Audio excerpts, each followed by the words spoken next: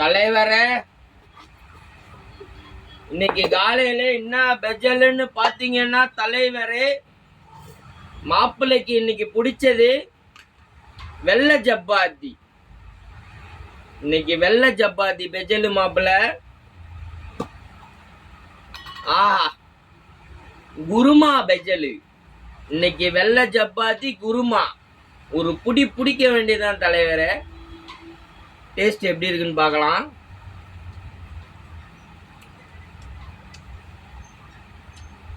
இந்த சவுக்கு சவுக்குன்னு இருக்கு.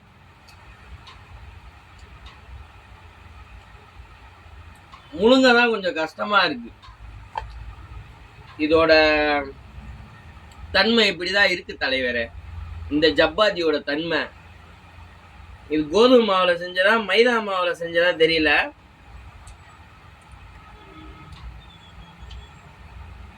சால்னா வேற லெவல்ல இருக்கு.